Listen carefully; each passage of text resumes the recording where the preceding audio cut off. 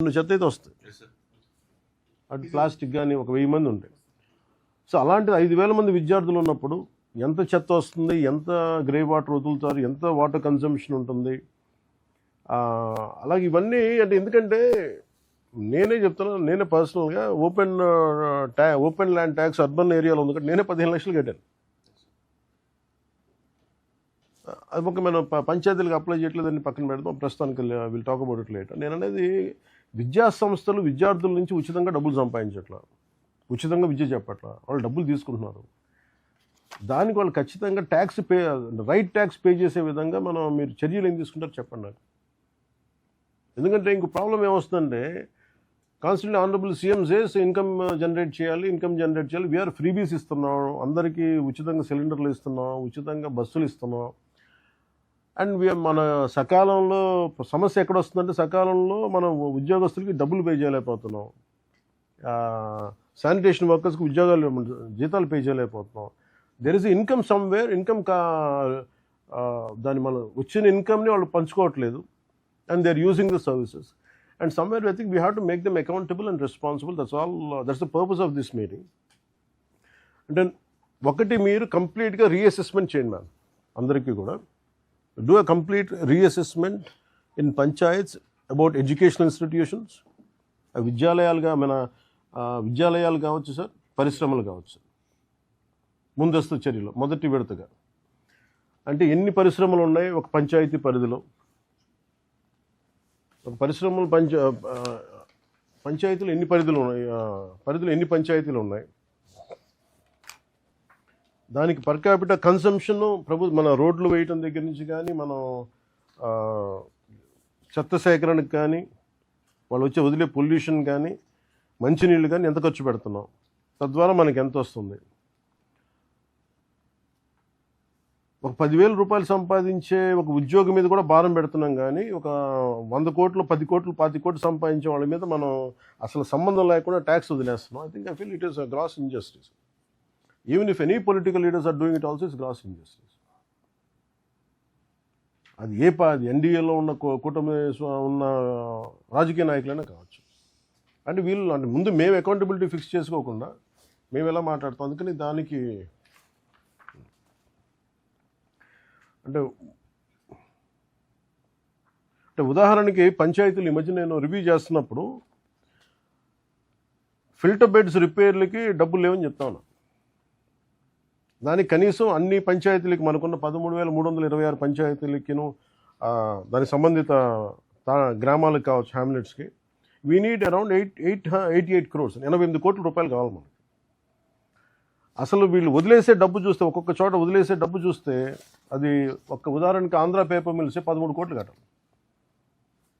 ఆ లెక్కల్లో చూస్తే ప్రాపర్ అసెస్మెంట్ చేస్తే కనీసం తక్కువలో తక్కువ అన్ని పరిశ్రమలు కనుక పే చేస్తే నాకు తెలిసిన ఫిల్టర్ బెడ్స్ ఇష్యూ ఉండదు ఆ ఏరియా వరకు. వాళ్ళేమో డబ్బులు కట్టరు, మనమేమో అధికారులేమో రాజకీయ ఒత్తిళ్ళు కావచ్చు, లేదంటే ఇబ్బందులు కావచ్చు, భయాలు కావచ్చు, కానీ మనం వదిలేయటం వల్ల జనం సఫర్ అవుతున్నారు, పంచాయతీలు సఫర్ అవుతున్నాయి, చెడ్డ పేరు ప్రభుత్వానికి వస్తుంది. అందుకని ఒక్కసారి మీరు నాకు ఒక ప్లాన్ ఆఫ్ యాక్షన్ ఇవ్వండి సార్. మీరు కాంతిలాల్ దండే గారిని కూడా నా రిక్వెస్ట్ ఏంటంటే, మీరు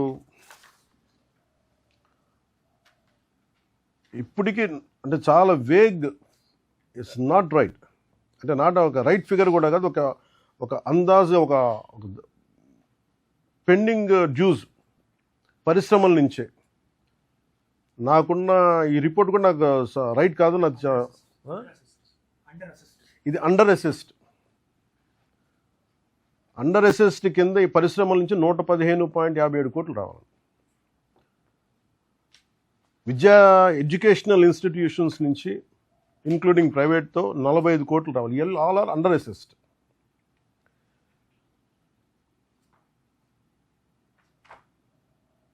వీటి దగ్గర నుంచి కనీసం వీళ్ళిద్దరి దగ్గర నుంచే కనీసం మీకు 160-170 కోట్లు చాలా పూర్లీ అసెస్డ్ ఉంటేనే దాంట్లో సగం డబ్బు ఖర్చు పెట్టినా ప్రతి పంచాయతీలో ఫిల్టర్ బెడ్స్కి, రిపేర్స్కి, మెయింటెనెన్స్కి వచ్చేస్తాయి. లేని డబ్బుని సృష్టించలేము. ఉన్నవాళ్ళు డబ్బులు సంపాదిస్తున్నారు. ఐ థింక్ ట్యాక్సులు కట్టట్లేదు వీళ్ళు. నిజంగా కష్టపడే ప్రతి ఉద్యోగి, ప్రతి పారిశ్రామికవేత్త, నిజంగా సిన్సియర్గా ఉండే పారిశ్రామికవేత్తలు కానీ ఎంటర్ప్రీనియర్స్ కానీ ట్యాక్సులు కడతా ఉన్నారు. ఈ వాట్ ఎవర్ వాళ్ళ నేపథ్యం ఏంటో తెలియదు కానీ వాళ్ళు ట్యాక్సులు కట్టకుండా స్టేట్ తాలూకు శక్తి క్రిప్పులు అయిపోతుంది, ఆర్థిక శక్తి. అందుకని సమ్వేర్ ప్లీజ్ అది ఆర్థికంగా మన రాజకీయ పరంగా మీకు ఏదైనా ఒత్తిళ్ళు ఉంటే అది మేము చూసుకుంటాం. ప్రత్యేకించి మేము మీకు మాట ఇస్తున్నాను. మీరు యూ డూ రీఅసెస్మెంట్. మీరు వన్ డే మీరు వాటర్ ఆడిట్ ఎలా చేశారో, మీరు ఏమంటారు ఫస్ట్ డే చేసినప్పుడు ఆడిట్ పల్స్ సర్వే ఎలా చేశారో, don't do it in one day, do it dry for 3-4 days. ఇంకా మళ్ళీ మీరు రేపు మిస్ అవ్వద్దు అనే పదం లేకుండా చూడండి. అంటే ఎంత పొటెన్షియాలిటీ ఉంది అంటే పంచాయతీల దగ్గర నుంచి రైట్గా రికవర్ చేస్తే 5,496 కోట్ల రూపాయలు. This is a possible potential which could come in to state Exchequer.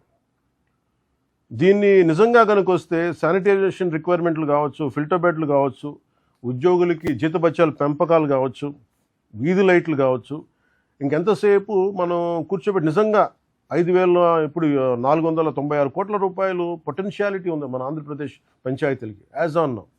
ఇది కూడా అసలు రీఅసెస్మెంట్తో చేయగలిగితే. అందుకని ప్రతి ఒక్కరు దీన్ని ఎవరన్నా పారిశ్రామికవేత్తలు కావచ్చు, విద్యా సంస్థలు కావచ్చు, దానికి నడిపే పెద్ద వ్యక్తులు ఎవరైనా కావచ్చు, అది రేపొద్దున గౌరవ ముఖ్యమంత్రి గారి దృష్టికి తీసుకొచ్చినా, రేపొద్దున క్యాబినెట్లో మాట్లాడినా అది మా నిర్ణయం మేము తీసుకుంటాం. కానీ వీళ్ళెవరు ట్యాక్సులు కట్టట్లేదు అనేది పబ్లిక్ అయితే తెలియాలి.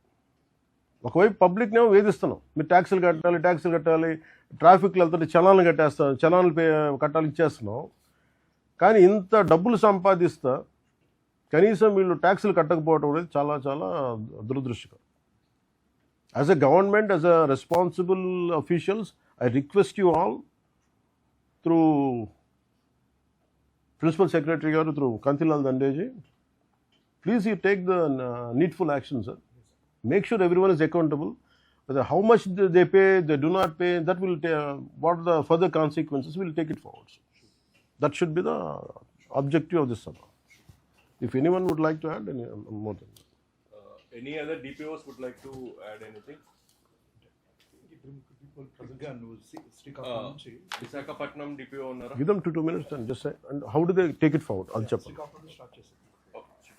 డిపిఓ శ్రీకాకుళం స్వరూపరాణి ఉన్నారా?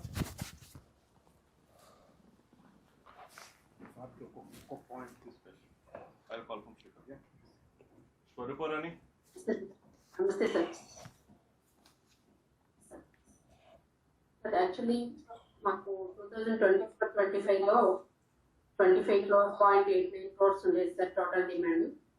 అది స్టేట్ వైడ్గా రిస్ట్రిక్షన్స్ మేరకి total industries 10,000 above square feet area ఉన్నన్నింటినీ కూడా రీఅసెస్మెంట్ చేయించడంతో 33.76 వెళ్ళింది సార్. నియర్లీ 7.87 crores ఎన్హాన్స్ అయింది సార్. ఇప్పుడు తమ రిస్ట్రిక్షన్స్ మేరకి ఇంకా మిగిలిన టోటల్ ఇండస్ట్రీస్ అన్నింటినీ, అలాగే ఎడ్యుకేషన్ ఇన్స్టిట్యూషన్స్ ఎక్కడైతే పాసిబిలిటీ ఉందో అండర్ అసెస్ అయ్యాయో అవన్నీ కూడా మేము మళ్ళీ ట్రయల్ మోడ్లో వాళ్ళందరినీ అసెస్మెంట్ చేస్తాం సార్.